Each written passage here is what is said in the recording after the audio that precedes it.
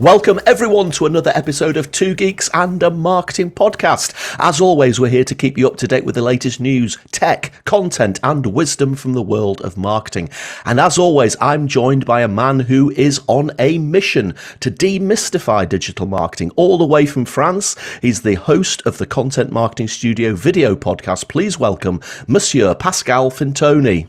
Well, thank you so much for the introduction. And of course, it is an immense pleasure to spend more time with a man who's also on a mission to keep marketing simple, the voice of the marketing and finance podcast and the host of the Roger video series. I give you Monsieur Roger Edwards. So Pascal, episode 85. 85, yes. It feels very special. And also a return to the weekly recordings after a bit of a summer break where we went fortnightly, and I just can't wait.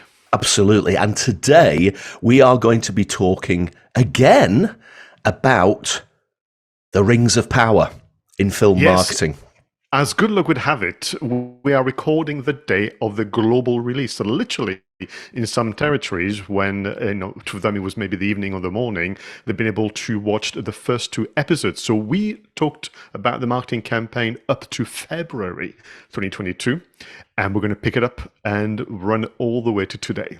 Absolutely. And actually, there's been so much marketing associated with this series, hasn't there? We had enough to fill half an hour's chat 6 months ago, and we're probably going to have enough to fill half an hour's chat today as you update us on what we have seen from this marketing campaign. But we've got a lot to get through, Pascal, before we get to the film marketing section. So shall we start, as we always do, with In the News?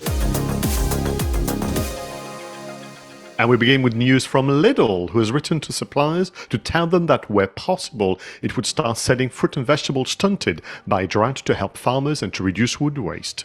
𝗏 agrees to collaborate with a creator after being accused of ripping off his song to promote the launch of Unicorn's vegan nugget range. Wow, well, that's part of its Spirit of London campaign. 𝗵𝗏 has built a life-sized tube carriage at a London festival offering a silent disco experience called The Underground of Sound. British Gas is to contribute 10% of its profits towards customers struggling with their spiralling energy bills, with thousands of households to receive grants of between £250 and £750. Now, the Data Marketing Association, DMA, is launching bootcamps in UK cities to help aspiring and current marketers to upskill or reskill in some of the most sought-after areas within the marketing industry. Burger King is running a one-day campaign in the UK today in which fans of its flagship Whopper burger can try either of its meat-free alternatives for free. Customers can swap their Whopper for a plant-based Whopper or a vegan Royale. Now, Marketing Week is reminding us that this year marks half a century since the Andrex puppy first bounded onto TV screens and took its place as one of the UK's most recognisable and lovable brand characters. Snap is poised to substantially lower its marketing investment to focus on accelerating organic community growth and efficient advertiser acquisition as the company searches for profitability, which I guess suggests that Snapchat isn't perhaps as profitable as people thought it might have been. Yeah, and you know what is interesting about Snapchat? Now, to begin with, you and I are very much in favor of competition. We need choice. We need more than the usual suspect when it comes to social network. But we've always said that, they've had difficulty in claiming their space. The messaging and the positioning has always been a little odd. And maybe that's the impact of that. Indeed, and can you remember all those times when Gary Vaynerchuk was going on about everybody needs to be on Snapchat, everybody needs to invest in Snapchat, everybody needs to just take over Snapchat, and actually you don't really hear much about Snapchat anymore. I hear a lot more about TikTok than I hear about Snapchat, and I suppose, ironically, Snapchat was the ones that started this whole sort of portrait video clips, isn't it, and stories and all of that sort of thing. And they're the ones who are perhaps struggling the most. It just shows how ruthless the world of business is, because to be the first entrant into a market or a discipline doesn't guarantee you're going to maintain that pole position. For me, I think where they perhaps got it wrong. Do you remember there was such an air of mystery about using Snapchat? You know, you had to almost spend entire evenings trying to investigate how to use it. It just wasn't easy. I don't think, like TikTok, for example, which you mentioned, or any of the others, they've gone as far in terms of educating, in terms of making things clear, and maybe once again has been part and parcel of their loss in market share. I think you're absolutely right with that. It was a very tricky interface to get used to, wasn't it? So, Pascal, do you like puppies? Oh my goodness! You know, we are a family of dog lovers. Don't get me wrong. When I was younger, in my parents' house, there was dogs, cats, guinea pigs, birds, fishes, and so on. But dogs, oh my goodness, we absolutely adore them. And you know, I'm told, maybe this is urban legend, that this was just a one-off experiment. They had no idea that the nation then, you know, the world would love that puppy so much. Absolutely. It was exactly as you say. It was intended to be a one-off, and it's almost become one of the most, you know, it's one of the longest marketing campaigns ever using the Andrex puppy. I mean, we've seen adverts with a single puppy running away with the toilet paper with somebody sat on the toilet. I mean, how sexy is that? And then other adverts with loads of puppies. I mean, it's just got the adorability factor, but it's also become so utterly recognizable as the Andrex brand that there was a few years ago, wasn't there, when they made a catastrophic mistake of actually changing to computer generated puppies, and there was an absolute massive outcry from everybody, and they obviously quickly, sensibly backtracked and started using real puppies again. And it's, for me, Andrex is one of those lessons that actually, if you've got a good campaign and a good brand image, you don't have to change it that often, because it will become recognizable and it will become almost part of the psyche that people have and how they associate it with you. So, you know, sometimes if it's working, stick with it, don't change it. Yeah, what I will say is that my dogs never managed to do it as well and skillfully as the Andrex puppy. When they did manage to sneak into the toilet, they would shred the toilet paper into small pieces, and we would come back from work or from shopping with just a mound of, you know, bits of paper all over the house. So yeah, that's my memory of in my Jack Russells. I think you need to have. It was a Labrador puppy, if I'm not mistaken, the Andrex puppy. It was, yeah. And actually, just thinking about it, I wonder over the years how many puppies they've actually used. They must have a friendly puppy farm that just supplies all of these baby Labradors. Yeah. Now, are you a Burger King fan, Pascal? I will confess, it's been quite some time since I've been to a fast food chain, but I find their food to be nicer, taste-wise, but also in terms of the way it's presented and so on, much nicer than the other one. Yeah, I mean, I'm not a massive fan of fast food burgers, I have to say. You know, I prefer Sizzler's Burger Van down at Fisher Harbour than a Whopper from Burger King, or, as you say, from the other place. But if I do have to have fast food burger, then yeah, Burger King tends to be the one that I would go for. But of course, plant-based is big business these days, and it is interesting to see them doing this, you know, offering you to swap a Whopper for a plant-based Whopper or a vegan Royale. I just think how the Pulp Fiction conversation in the car would have gone 20 years ago if it, you know, is it what's a vegan burger in France? Yeah. Vegan Royale with cheese, vegan. Yeah, it doesn't have the same ring to it. And I guess the one that I finally wanted to talk about, and just because it sounds interesting, was the Beefeater Gin campaign, effectively creating an underground carriage at the festival, but it's creating this silent disco experience where people can go in and listen to sounds. And I guess a silent disco is where you put on headphones and you listen to the music and you're dancing around, and everybody looks at you and thinks you look absolutely mad because they can't actually hear the music, but of course it's absolutely pounding in your eardrums. I just love those sort of experience-based marketing campaigns and this sort of thing. You know, I've seen a lot of it recently now that the Edinburgh Festival's back. There was so much experience-based stuff going on. The atmosphere on the streets was just incredible. And this sort of thing really fits in well. For me, it was also clearly the sign that the outdoor experience is back on after Yes. a better part of 2 years of being asked to keep indoors or keep away from people. Yeah. And so I think it's back to this idea of, you know, the sound experience, so wearing the headphones. And what they were doing is called the Underground of Sound. The carriage would allegedly travel across London.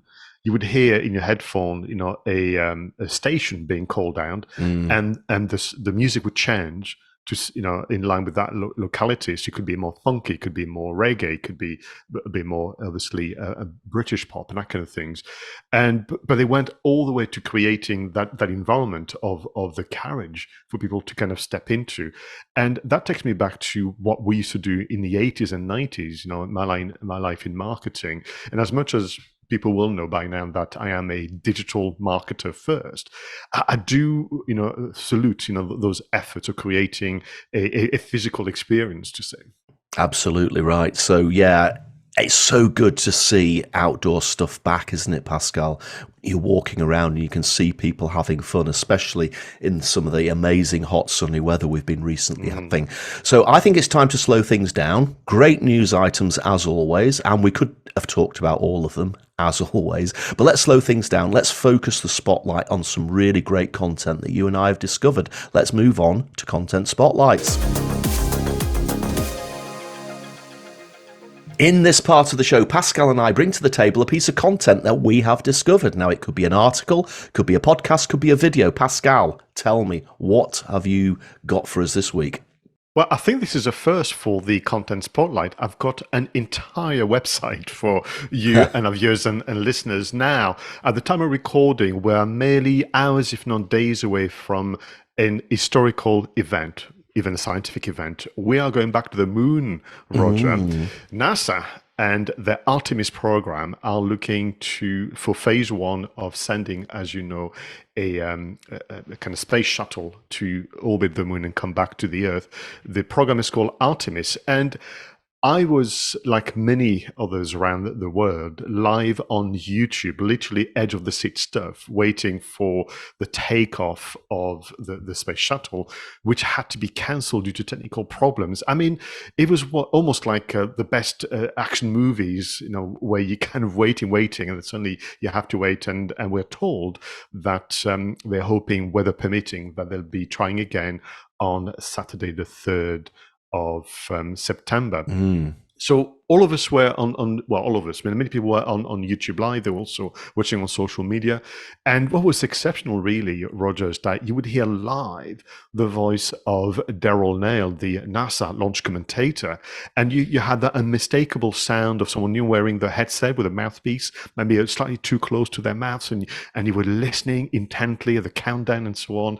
And then we heard the word, "Oh, this is a scrub," you know. And honestly, I was almost like distraught for them. But whilst I was waiting, of course, for the launch to take place, I went online, went on the NASA website, and by pure accident, I came across a great website, which I think is a good example for all of us to kind of draw experience from and examples from, which is the landing page, literally, of the Artemis program within the very, very, very busy nasa.gov website. So I've kind of coined this section Artemis, why we are going to the moon.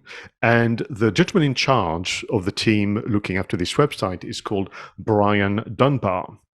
And is the Internet Services Manager for NASA, and he's working with his colleagues on this website. And the reason why I wanted to point it out is, I mean, literally, this is rocket science, Roger. And it is very complicated. It is very complex. The NASA.gov website is just this, there's such an abundance of content. What they've done, under the special tab, they've created a much leaner, a much calmer, and I would say quieter environment.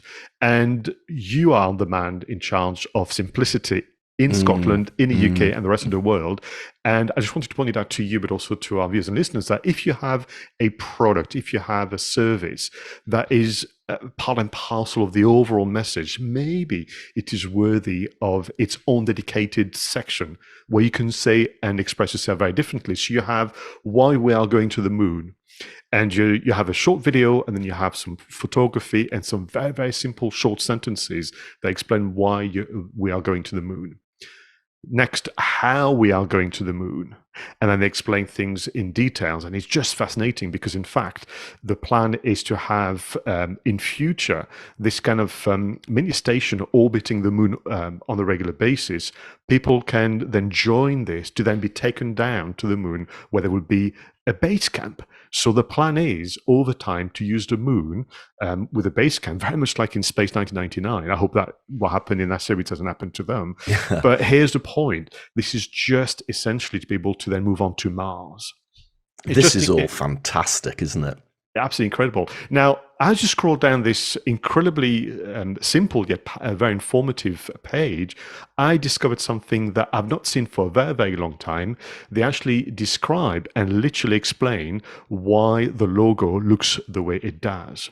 And the Artemis program has its own kind of brand, if you will. If you can imagine that at the bottom you have the term Artemis. By the way, Artemis, people will know, is a twin sister of Apollo.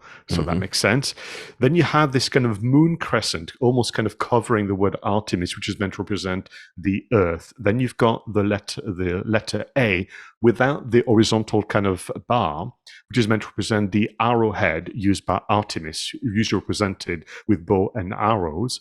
You've got then this swoop of line between the blue of the Earth and just on the kind of top right corner of the arrowhead, you've got the symbol of the moon, kind of half a moon in gray. And what is fascinating for kind of space exploration historian is that the swoop from the Earth to the moon is going from left to right, which is the opposite way of the Apollo mission symbol, which used to go from the other way. So you've got the logo that's been described and all the logic that they've gone through. And I've not seen this done for a very, very long time. And I'm thinking, I wonder if this is also something we should do, because we all go ahead and create an identity. Sometimes it could be for the company, sometimes it could be for the program or the product, as is the case there for Artemis. But do we spend time to explain to our audience the choices we've made and some of the history behind it? This is fascinating. I have to put my hands up, Pascal. I wasn't really aware that this was even happening until you pointed it out. But you're right, when you dive into it and look at what they've done and the way that they've communicated each step of the way, it really is fascinating. It is an absolute rabbit hole, this website, isn't it? There's so much in there to absorb and to look at. And I guess, in the world we're living in at the moment, there's quite a lot of negativities. We've got the unfortunate situation in the Ukraine, Russia, etc. Politics going mad all over the world, and everybody is feeling a little bit down, but this is taking us right back to that sort of pioneering human spirit, isn't it? Exploration of space, moving on. There's just something epic about it, and I think we need epic at the moment, don't we, Pascal? We do, and I do believe, I don't think that's being too romantic about it, that those types of endeavors will bring nations together. And that's the whole point. So, fingers crossed. By the time we publish this episode, I think, the Artemis phase 1 will have been a success, and they've done all the tests they would want to.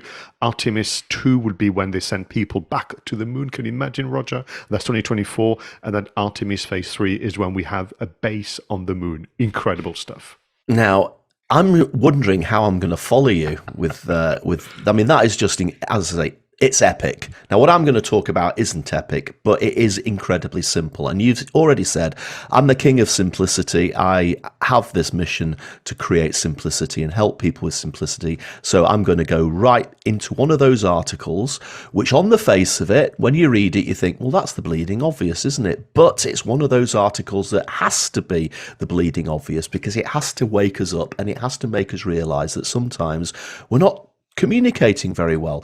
Now, this article is called Improve Communication by Avoiding Badjectives. Badjectives. And it says, be specific and concise with your language to avoid miscommunication. It's by Joel Schwartzberg in Inc. magazine. And Inc. magazine probably is one of the sources of the majority of content spotlights that we've featured over the course of 85 episodes of Two Geeks and a Marketing Podcast. It'd be interesting to find out about whether that's the case, but Inc. magazine certainly comes up quite a lot. Now, effectively, what Joel is saying is that we have lapsed into just using very boring words. And when I read this article, I sort of thought, I don't do that.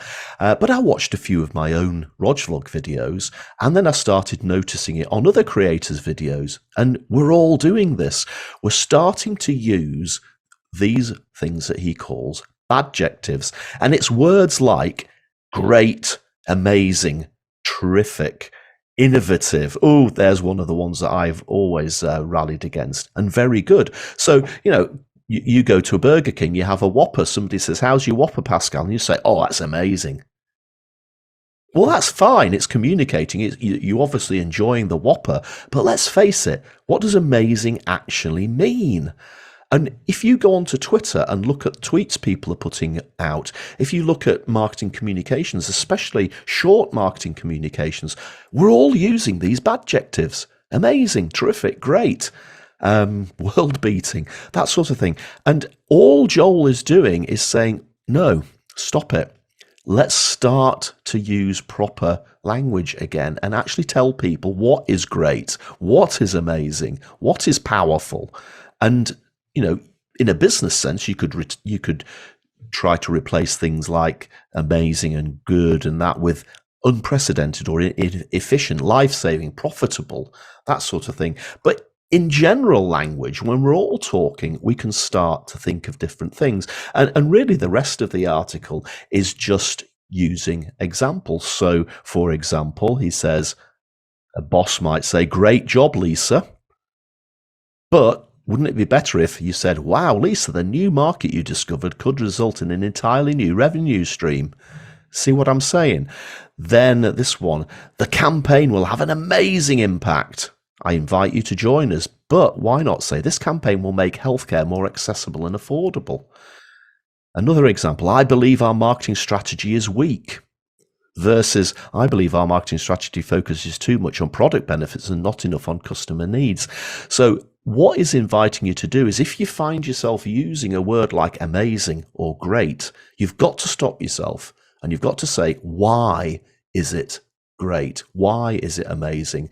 And then use those words to put your point across. So why is that Whopper amazing, Pascal? Because it's got that fabulous meaty patty, which just tastes so well seasoned, and it's smothered in tomato ketchup and ranch sauce.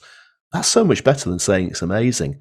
Now, I did tell you that this was the bleeding obvious, and it is the bleeding obvious, but how many times, ask yourself, people listening to the show, people watching the show, how many times do you use the word amazing or great or something like that? Let's start to be specific and our communications will pop. There is a caveat. Steve Jobs used words like amazing and great, but sparingly when he absolutely needed to. True, and in his defense, when he introduced, either the iPhone or the iPod to the world, it was truly amazing. So, Yeah. And I think you're right. What this article from Joel is reminding us is you've got to be careful about there's a mismatch between an amazing burger, to use that example again. So if you were to come across something amazing like Artemis program, well, if you say amazing as well, you can't tell me that, the achievement, scientific achievement and historical significance of the Artemis program is equate to what, you've just eaten for breakfast. It reminds me a bit of Stephen Fry, a famous British author, comedian, and content producer who was challenging the people using the term awesome a lot on social media. If I'm not mistaken, he's very active on social media saying, well, if your breakfast was awesome, what term would you use when you go to the Grand Canyon? because you can't have it both ways. And I think you're right. We need to reconnect with the true meaning of the adjectives. There's almost like a tier system. And if something is amazing, it's because you were amazed, and then go back to the definition of the term being amazed and kind of go, well, maybe that's not the case. But you're right. In the world of trying to get someone's attention on social media, or on occasion with either demanding headlines or poorly managed diaries, we're rushing through the copywriting or even the spoken word. We're just going to fall into the 10, 20 adjectives that we've learned by heart. Absolutely right. And again, I do find language absolutely fascinating. And I'm not going to apologize for something as simple as this. I think it's something that can really get everybody thinking. The next time you see something amazing, just stop yourself and decide how you can describe that in a little bit more detail. Not too much detail. We don't want to make it too complicated, but how can you keep it simple? Wow, Pascal, some great content there again, and I know that I'm going to be spending quite a lot of the weekend trawling through that Artemis website. Shall we move on and talk a little bit more about technology now and move into marketing tech and apps? Okay, Pascal, what technological marvels have you got for us this week? So this week is all to do with browsing the internet and being rewarded for it. And this came about almost through, my work as a trainer.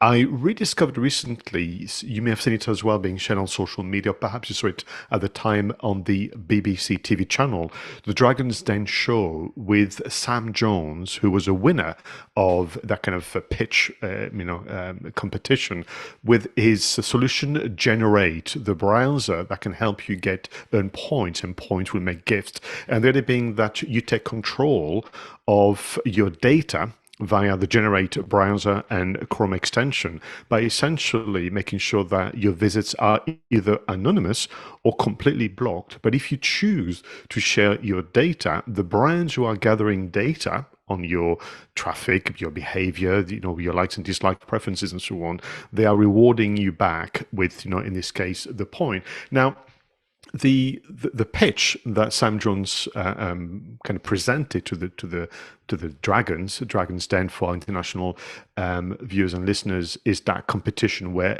entrepreneurs seek out investment from already very rich people, and the presentation has been claimed to be one of the best pitch ever.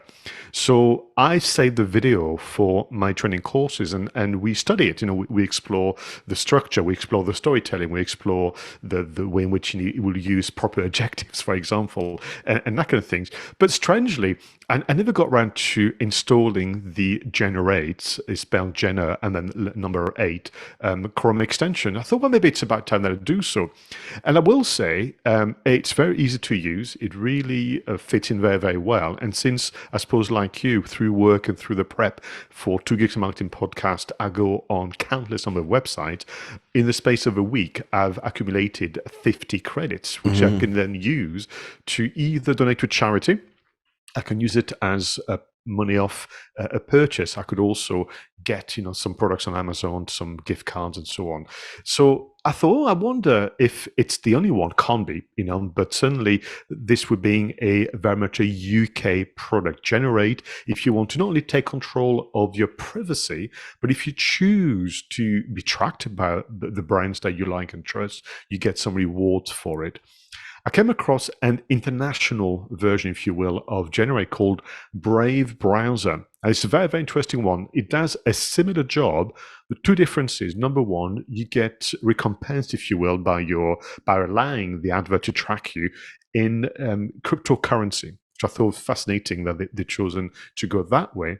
But also, what the platform will do, they will take out adverts that are of no relevance to you and replace them with adverts about topics, brands, and subject matters that are of interest to you against your profile. So not only are you being rewarded by the advertising, but the adverts you see are exactly what is relevant to you.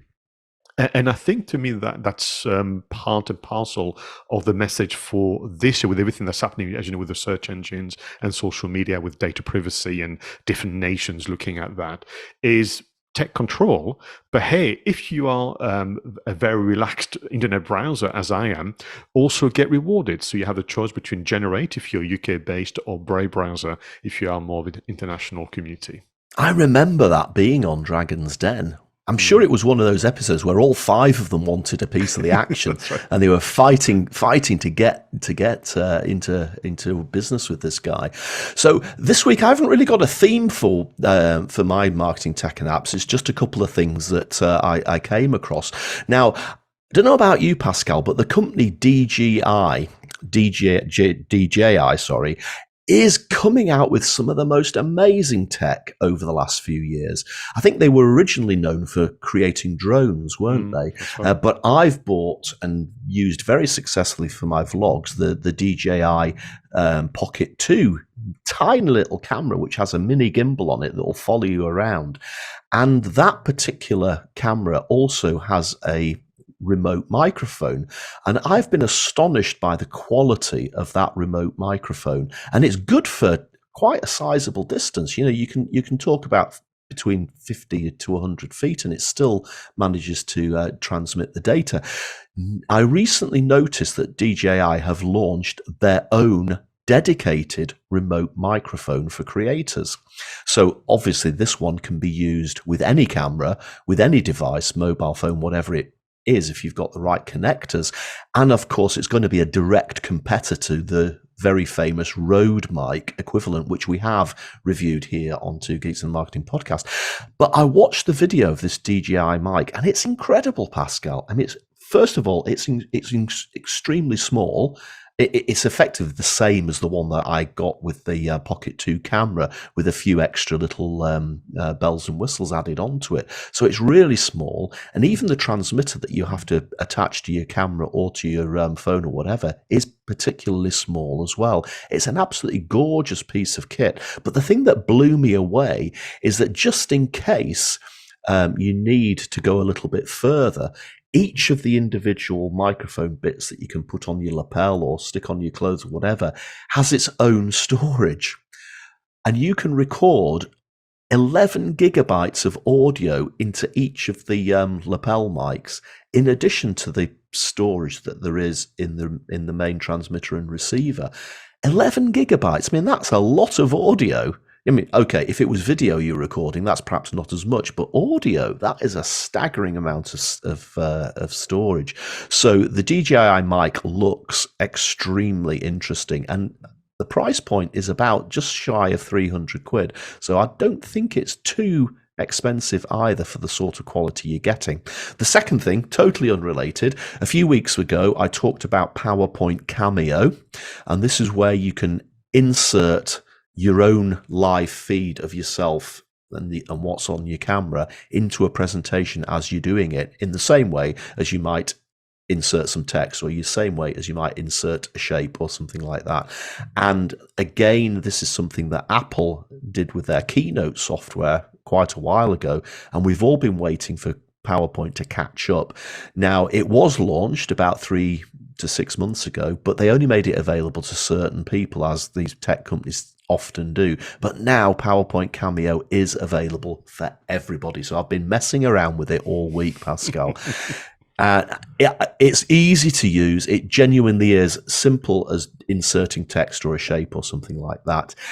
However, I don't think it's actually as good yet as the Keynote alternative from Apple, because it was doing some really weird things. So, example, I inserted a circle which my face appeared in, captured on the webcam, and when I actually tried to do that presentation, it then went and inserted a square of me talking into every slide in the presentation, and that's not what I wanted it to do.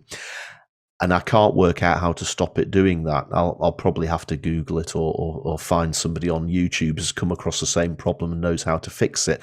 And at the moment, Cameo only works on the desktop browser version of PowerPoint. It doesn't work on the mobile app and the iPad app and the tablet app. And I suspect that a lot of people who do presentations where they want to use this live video are going to be using their mobiles and tablets. So I think that PowerPoint, Microsoft need to catch up. So I'm absolutely delighted that it's there. I've been enjoying having a mess around with it, but I think they do need to continue to update it and make it a little bit more user-friendly in order to compete with the Apple alternative. Smashing. Thanks for the update on Cameo, because I wasn't aware of that. I mean, I suppose like you, many weeks ago, I went, oh, I'll have to be patient and wait a bit longer. But I have to tell you, that DJI news about the microphone, two things. The price point is equivalent to the Rode equivalent, so that's absolutely fine. But the fact that you have a backup recording, for many people listening, who have, like you and I, lost the audio due to something, to have a second recording just in case is just brilliant. Yeah, it's absolutely astonishing. And again, 8 gigabytes, I've no idea how much that is in audio. It must be hours and hours and hours. So you're absolutely protected, because you're never going to be able to use all of that space. Some fantastic tech as always, Pascal. But now we need to set the controls of the TARDIS, fire up the flux capacitor, because we're going to go back in time. And as we know, back in time is where a lot of the ideas for the technology that we use every day started. So let's go back to this week in history. And in 1927, the first fully electronic television system is invented by Philo Farnsworth using the image dissector camera tube. Its inspiration for scanning an image as a series of lines came to him as a young boy whilst observing the back and forth motion used to plough a field. In 1966, the first episode of Star Trek was broadcast. Created by Gene Roddenberry and set in the 23rd century, the original Star Trek follows the adventures of the Starship Enterprise and Captain James T. Kirk, First Officer Mr. Spock, and Chief Medical Officer Leonard McCoy. Wow, well, in 1976, 10 years later, Jim Henson's Muppet Show premieres on the British channel ATV with Maya Farrow as the first guest star. The TV series ran until 23rd of May 1981 with a total of 120 episodes over the course of 5 seasons. In 2008, the high-resolution Earth observation satellite GEOI-1 is launched from Vandenberg Air Force Base. Owned by the corporation GEOI Inc., GEOI-1 can take high-resolution images with a detail down to 16 inches.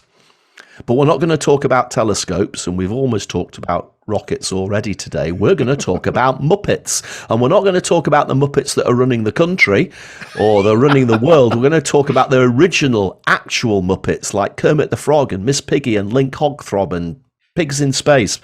I mean, it's just an incredible contribution to television, to cinema, to popular culture. This was the ultimate family experience. I mean, it used to be shown on a Sunday early afternoon in France, and we just couldn't wait. We just finished our Sunday lunch. We just rushed into the living room with my parents, and you would laugh and laugh and laugh, but also be completely amazed, and I'm using the adjective correctly in this occasion, by the art direction and the set design and the way in which the guest stars, some of them were really high profile celebrities, the guest star would just play along with all the Muppets, and they were lifelike, and they were just incredible. But for me, the story that I want to kind of point out, as I mentioned, this was premiered on a British channel, ATV, which I think over time became ITV and so on. And the reason why people could be surprised, right on, Jim Henson is not from the UK. No, he's not.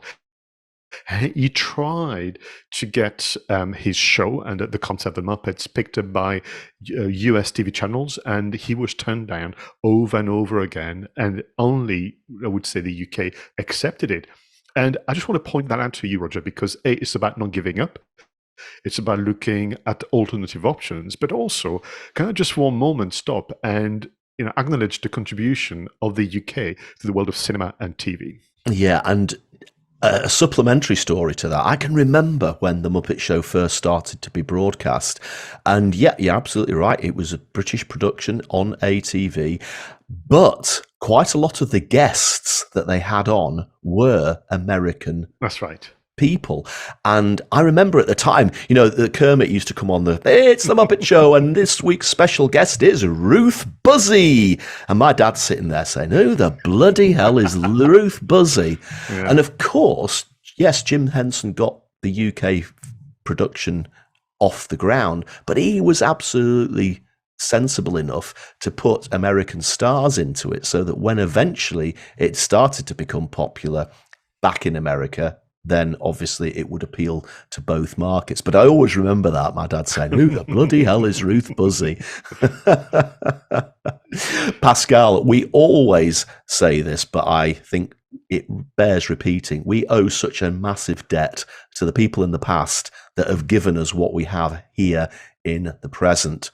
So let's come back to the present and let's shout out some of our favorite creators. Okay, Pascal, who are you going to talk about this week? Oh, I am so pleased to give 𝗧𝗵𝗀 𝗪𝗂𝗃 a shout out this week. Now, 𝗧𝗪𝗀 𝗪𝗃 is the co-founder and former CEO of 𝗪𝗍𝗪. This is a software for WordPress websites that can essentially help you run membership-like experiences.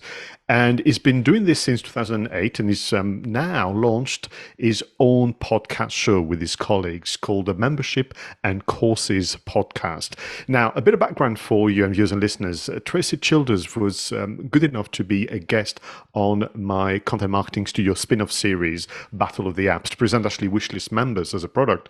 But during the course of our conversation, we realized that we had a lot in common about our views about the internet and the evolution of technology and so on. But also, I hope you won't mind me saying, but he's of our generation, Roger. So he has seen and he has participated to the evolution of the internet from the 80s and 90s, and is understanding reached a point where he's almost quite philosophical about how you can really run a successful business using the internet. He was an amazing guest, and to find out recently that he's also now become the host and co-producer of the Membership and Courses podcast, I am so delighted, because I want you and many others to listen to what he has to say, but also to what his guests have to say. One thing that I really am pleased about is the vast majority, if not all of his guests, are, again, experienced people. We're talking decades of experience like you and I have. And to me, that's reassuring, because with respect, someone who's been running, let's say, webinars for 30 years, I'm sure I've got a few things to share compared to someone who's been doing it for 13 minutes. And I mean nothing in terms of younger, participants in the world of the internet and e-learning, but, you'd want to have the experience.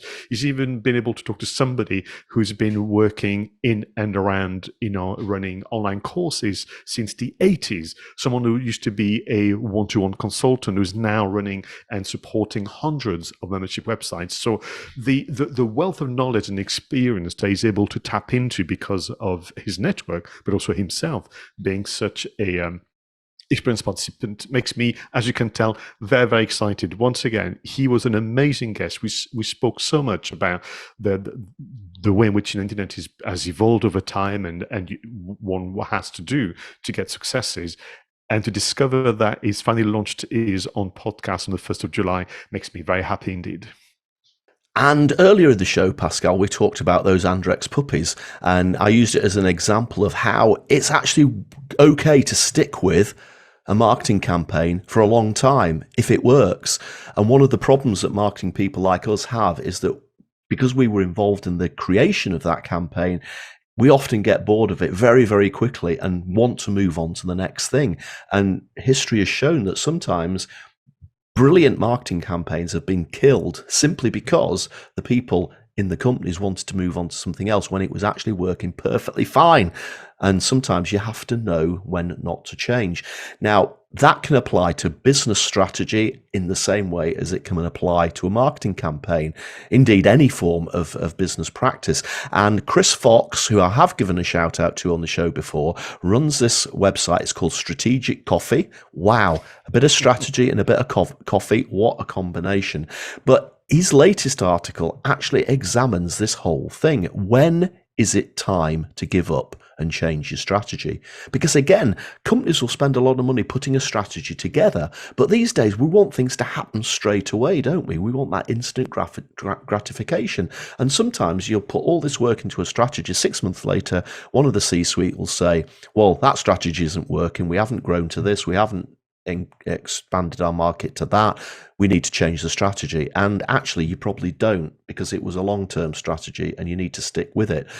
But what Chris does in this article is actually tells you what are the things you need to look at to actually make you decide that it maybe is time to look at changing the strategy. And usually it's because some of the the strategic landscape has actually changed, as opposed to you getting it wrong in the first place. So it's a really good read. It's not a long article, but it's got a lot in it. So I'll check the list. I'll put the URL in the show notes. It's Chris Fox, Strategic Coffee, and it's all about how to know when it's time to change your strategy. Smashing. And you know what is lovely about this week's selection is back to this idea of, I'm going to go back to seniority and experience. And for all our viewers and listeners who are building their business or building a campaign or look even to recruit, you've got to understand that the marketing discipline is one that is successful over time. It is born out of experience. You've got to have paid your dues. And I think to a point, it's probably, the running thread of Two Geeks and Marketing podcast, which is, this is our platform, or one of the many platforms you and I are choosing to use to share an experience that started, decades ago. And there is value in that. Well, Pascal, it's time for film marketing. Before we dive in, let's just be clear. You and I still haven't seen The Rings of Power. It's actually being launched today, I think. So tonight we'll be able to sit down and watch the first episode. But we've already reviewed the first part of the marketing campaign about 6 months ago. And today we want to talk about what they've been doing in the lead up to today's launch. So let's head into the film marketing section of the show. Well, Pascal, Lord of the Rings of Power. Let's have a look at the trailer that was released on the 14th of July. And this is one of the main trailers for the series that gets launched today. Let's have a look. There was a time when the world was so young. There had not yet been a sunrise. But even then, there was light.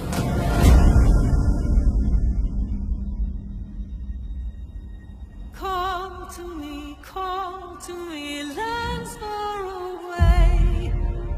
Elves have forests to protect. Dwarfs their mines. Men their fields of grain. But we Harfoots have each other. For I must now wander this wandering way. We're safe. You have fought long enough, Galadriel. Put up your sword. The enemy is still out there. The question now is where? It is over. You have not seen what I've seen. I have seen my share. You have not seen what I have seen.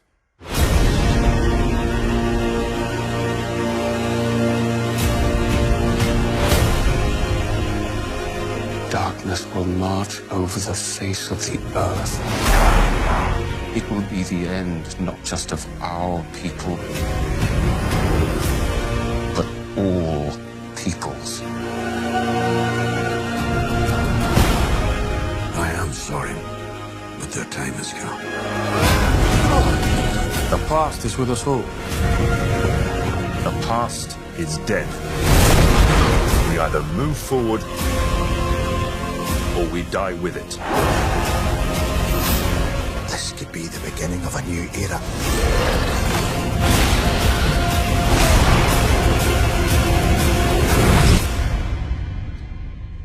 Away I must wander this wandering day.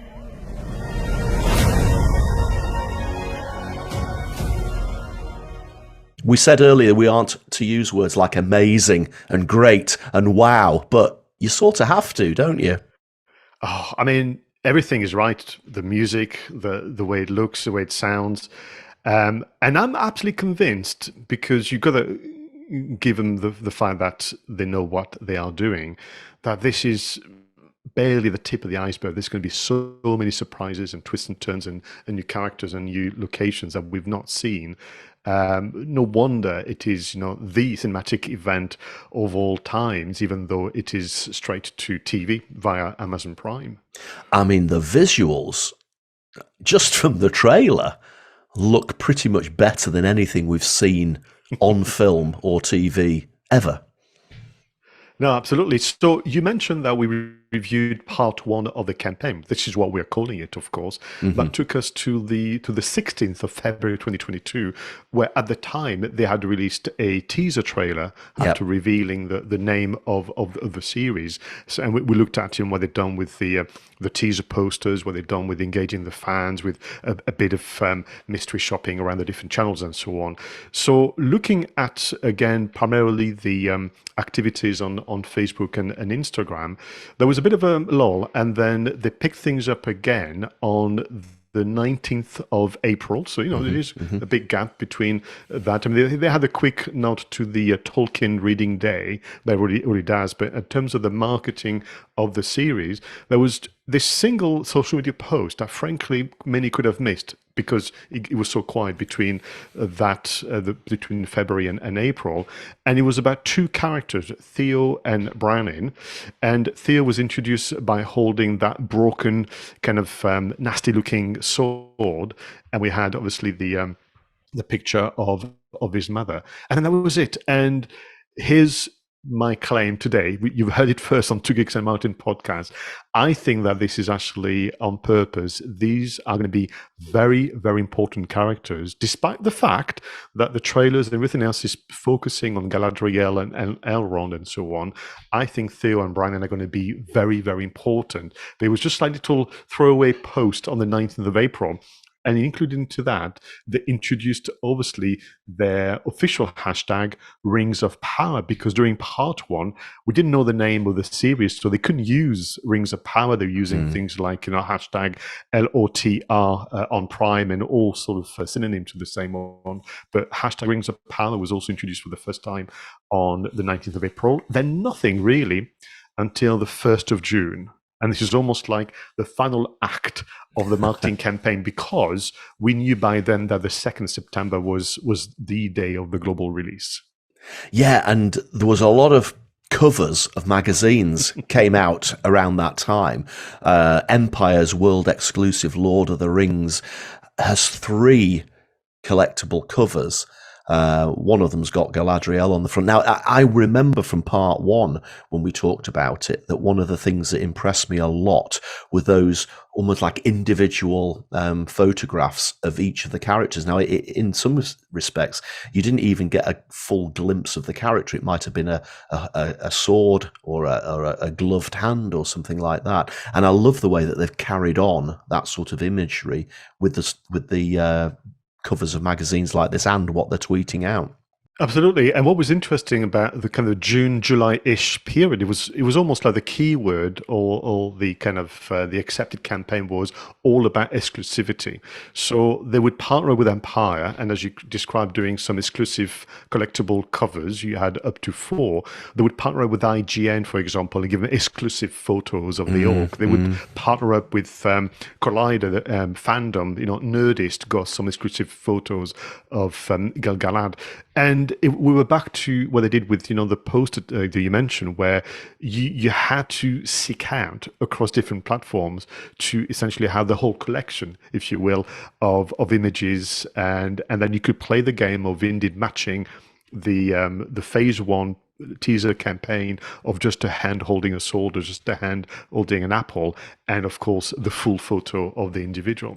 Yeah, and again, I keep coming back to some of the sort of the content rules that have automatically been almost impressed upon us by the marketing gurus out there. You know, everybody says video, you've got to use video in your content, blah, blah, blah, blah, blah. And a lot of people, we know they get really stressed out. I don't want to do video. But it's a campaign like this, Pascal, that shows you that you don't actually have to do video all the time. Okay, they're promoting a film series, but some of these photographs, some of these graphics are absolutely gorgeous. And I don't think we should be afraid to use static images and photographs if we can make them absolutely part of the overall campaign. Let's try and move away from this video or nothing ethos that we seem to have these days, because some of these images and some of these graphics are absolutely gorgeous. Yeah, and I'm absolutely convinced that there will be, fans running websites and other platforms who've taken the trouble to gather this collection. There is maybe one small criticism that I would say is that there isn't that hub, and there isn't that central destination for a fan to be able to see all of it, because this is crying out for a future book, coffee table book of the art of Rings of Power, because the photography are just amazing. So you reminded us, of course, that the teaser campaign, the teaser posters where all the characters were being revealed, but this idea of you just saw the hand, they were holding an object, you could see a bit of the costume they were wearing. So that was February. Then come July, then the full character is revealed. So on purpose, for the purpose of our show notes, I show you again that kind of very menacing kind of spiked, metal glove hand holding the sword. And we assume, and probably we now know, that it will be a Sauron. And then now we have a picture of the actor playing Sauron in full view. And on the subject of, therefore, the teaser camera of the character then, so each character now has that teaser photo of just a hand and the object. Then they have the full still photography. And then they've started doing some short videos introducing the characters. So yeah, you have a full set in terms of, whether it's Elrond, whether it's Galadriel and all the others. And I'm absolutely convinced that those little kind of 1 minute short videos about the character to supplement the static posters will continue to be published throughout the series. Yeah, and again, it just reinforces what I've just said there. All sorts of content can form part of this overall campaign. So gorgeous images and, video as well. But let's just not get overly obsessed with the video bits. What was interesting about the posters, they went for all the sizes. You had the vertical stroke portrait, you had the squares, and you had the landscape. One thing I will say that some of them look like they are designed differently. Some of them, they look like they don't quite belong to the same family. Mm-hmm. And also, you could argue that they're breaking almost another rule. And maybe that's the difference between a TV series and cinema. Mm. One could say, there's far too many posters. Where is the one key art, the one poster that's going to basically drive the campaign? And maybe that's where TV series can do what TV series can do very differently. Yeah, that's an interesting one, isn't it? Because I suppose if this was a film, and thinking back now to earlier reviews of the Lord of the Rings trilogy, I guess it would have focused more on a one poster. But I think it is the fact that it's a television series, and then they're not allowing you to watch all of these episodes in a binge, are they? I think they're releasing 2 initially, and then each week for the remainder of the series. So effectively, you've got that longer period where I guess the multi-images, the different characters, because it's a character-based show after all. I think that gives them that space they need to spread it out over a bit of a longer period.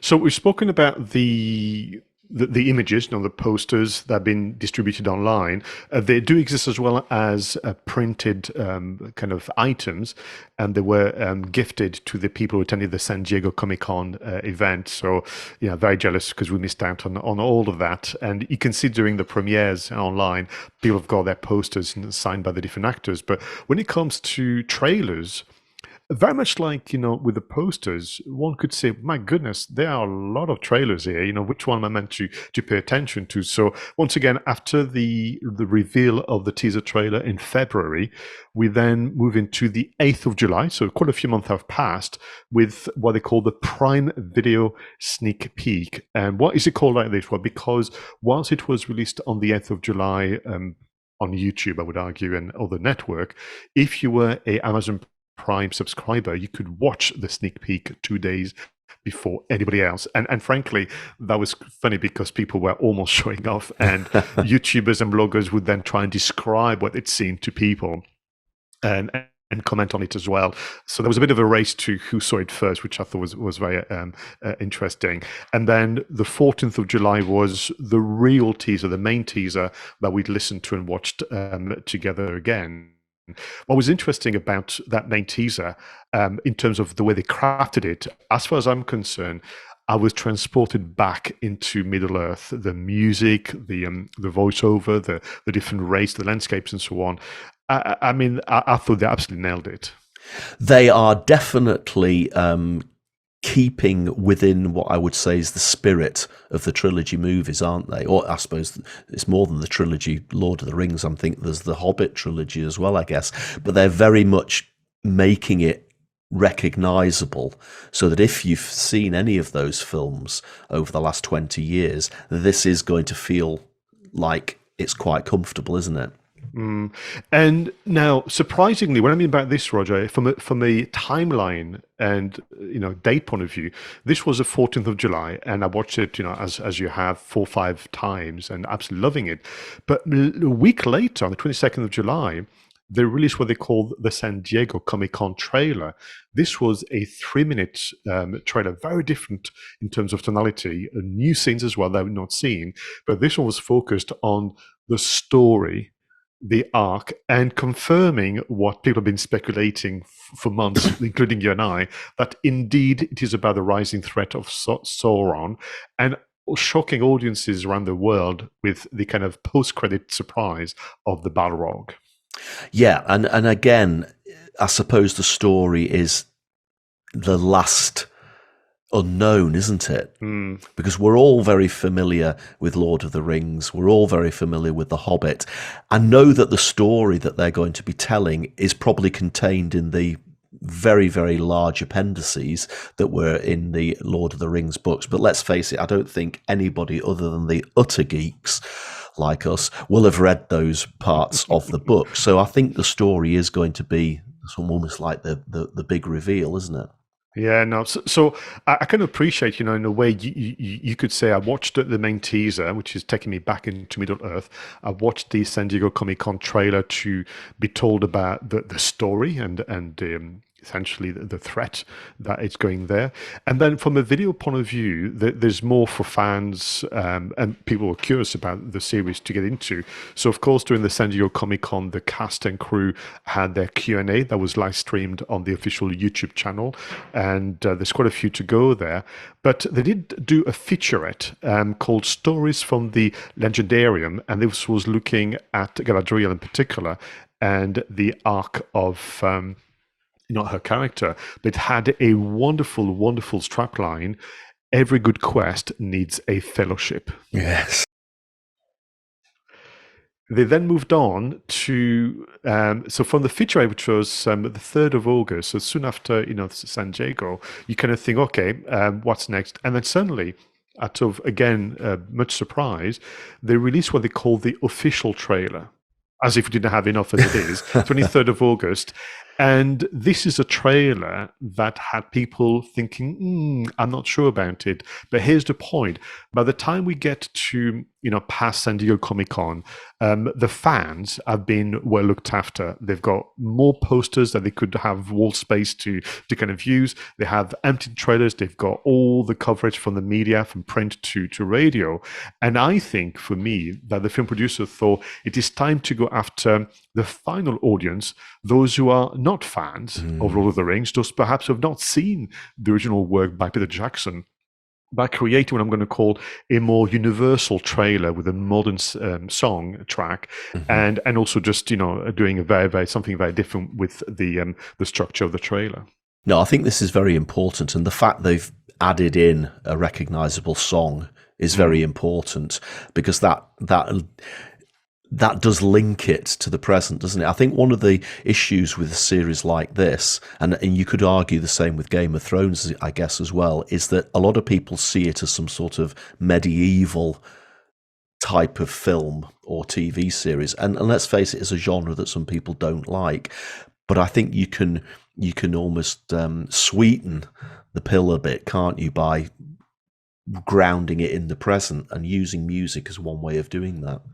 Yeah, and listen, I much prefer. I'm guessing you would as well, and all the fans. I much prefer the main teaser or even the San Diego Comic-Con trailer. But from a marketing point of view, you've done your homework. You've broken down the audiences into different groups, and you address them differently. That's just the job. That's proper marketing, isn't it? This is my customer. This is what my customer wants to hear. I give the customer the content that meets that need.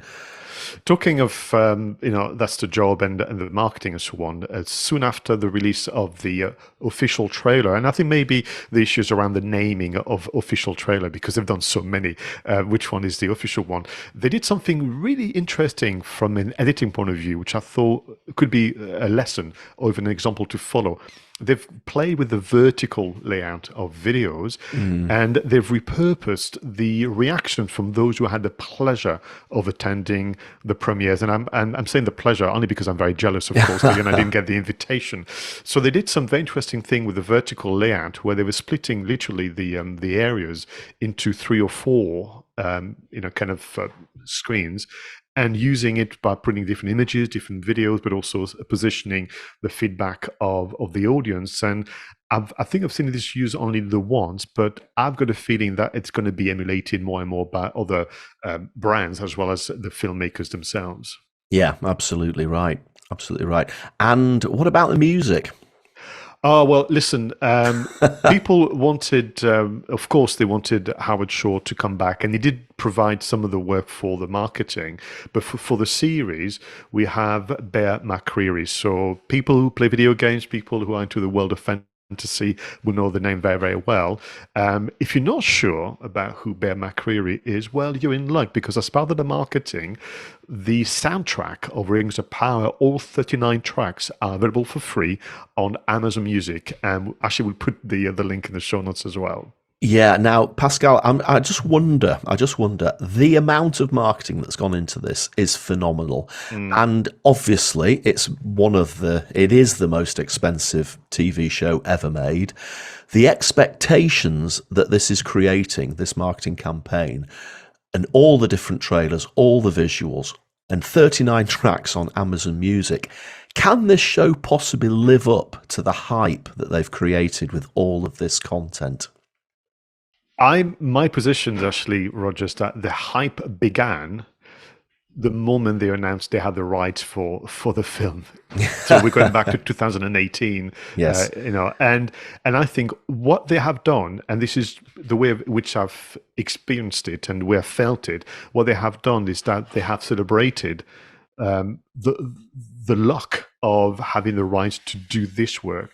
And they wanted the fans and the newer fans to be part of it. And what they've also shown is that there are territories and there are marketing techniques that are maybe unique to the world of television that a cinema feature would not be able to do. And that to me has been the way I've done. So I don't think the marketing equate the hype. The hype was the moment they announced with that press release that we discussed as part of part 1 that they had the rights, and what they've done superbly in say, can we actually almost extend how joyful this is to go back to Middle Earth, and we're going to give you lots of content to get your teeth into. Yeah, and let's face it, they do want to create a wider audience by getting people who don't really know Tolkien's work and probably haven't seen the 6 films that have gone by. But this is a fan celebration, isn't it? And a lot of it is geared towards people like you and me, the geeks, the people who've grown up on this stuff and love this stuff. But they've had a bit of fun with the fans as well, haven't they, Pascal? Oh yes, I mean, so to begin with, they would do little nods, like they would do like almost like a mini documentary, a series they called Stories of the Second Age, where they would say, "Here's the Kingdom of Linden," or "Here's 𝗂𝗏𝗃," and so on. And what is interesting is we and I know it by heart. I mean, we joked that we know our geography of Middle Earth is better than where we live, in the real world.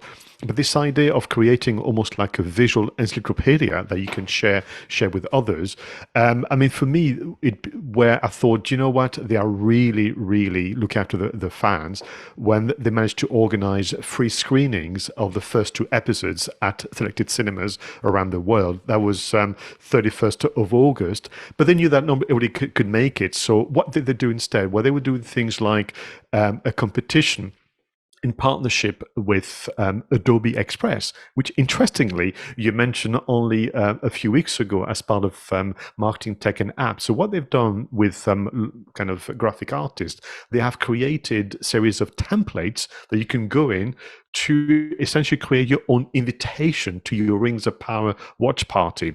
If you're a podcaster, if you're a blogger, if you're a vlogger, you can actually create some channel art or even kind of episode art with Adobe Express using those templates. And yes, Roger, I had a good play a few days ago, and they are exquisite. They also obviously invited people to submit their fan art using the hashtag the Rings of Power. And they have created a video series called The Forge, probably in a little nod to the dwarves of 𝗂𝗏𝗃. And every week there is a montage, kind of almost like a time lapse of people who have sent their artwork, and you and I, many others, can obviously enjoy it. People who've been preparing the watch parties and people who have been getting dressed as hobbits, elves, dwarves, and humans and so on have sent their pictures to the Lord of the Rings on Prime official channel using the hashtag, and they're getting a shout out from the official channel. That makes you feel very good. And of course, if you've chosen to dress as a hobbit, you're going to need some food, and they've partnered up with Marcus Cooks. This is his Instagram account, who has put together some special recipes, a taste of Middle Earth. No, I love this. It's so interactive, isn't it? It's so inclusive. What will your watch party look like? And, well, if you're going to dress like a hobbit, you're going to need some food. It is so interactive and inclusive, and it's just generating so much excitement. And, of course, tonight, Pascal, we will be sitting down and we will be watching the first episode of The Rings of Power. And I cannot be more excited than I am now. Honestly. And having done the research for the marketing campaign, what we're going to call part 2, these are our words, by the way, not the official line from Amazon Prime and so on. This is my conclusion, as I mentioned a moment ago. They have looked at a way to celebrate, the commercial success of securing the rights, the ability to have the financing to produce something that would be of high quality, but saying, can we have you participate in the lead up?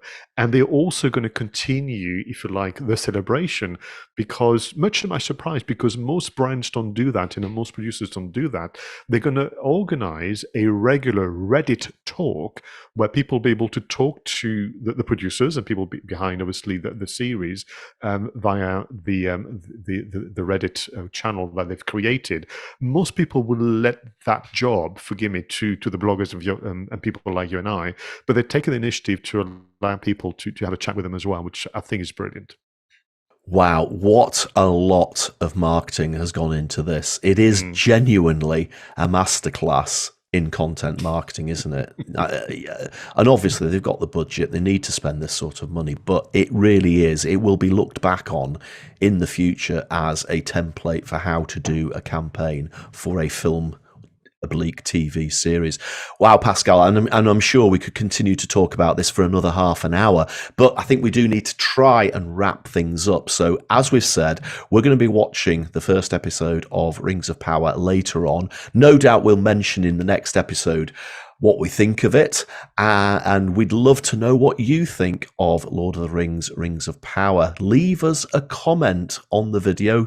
Look for us on Twitter, and of course, Pascal, people can speak to us on something called SpeakPipe, can't they?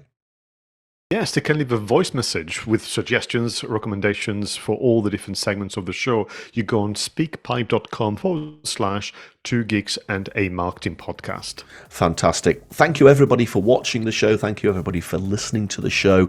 Until the next episode, please go out there and make sure that your marketing is done correctly. I was Roger Edwards, and he was Pascal Fintoni.